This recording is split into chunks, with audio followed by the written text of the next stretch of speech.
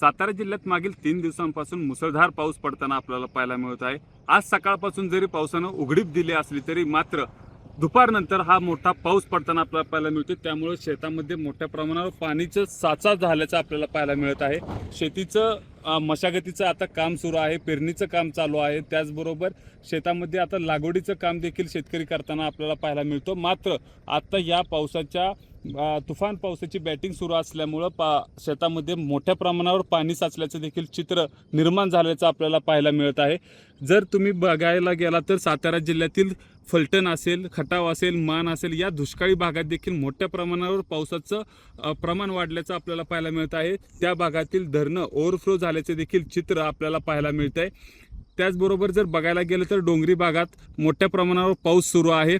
महाबळेश्वर असेल, कास असेल, बामनोली असेल या परिसरामध्ये मोठा तुफान बॅटिंग पावसाची सुरू असताना आपल्याला पाहायला मिळते। त्याचबरोबर जर सांगायचं म्हणलं तर कराड असेल, सातारा असेल या ठिकाणी देखील मोठ्या प्रमाणावर पावसाचं वातावरण निर्माण झालं आहे। दुपारनंतर पावसाला सुरुवात होते, पावसाची बॅटिंग सुरू होताना आपल्याला पाहायला मिळते। मोठा पाऊस पडल्यामुळं नागरिकांची मोठ्या प्रमाणावर तारांबळ उडाल्याचे देखील चित्र आपल्याला पाहायला मिळत आहे। कॅमेरामन ओमकारसह वैभव बोडके, एबीपी माझा, सातारा। एबीपी माझा, उघडा डोळे बघा नीट।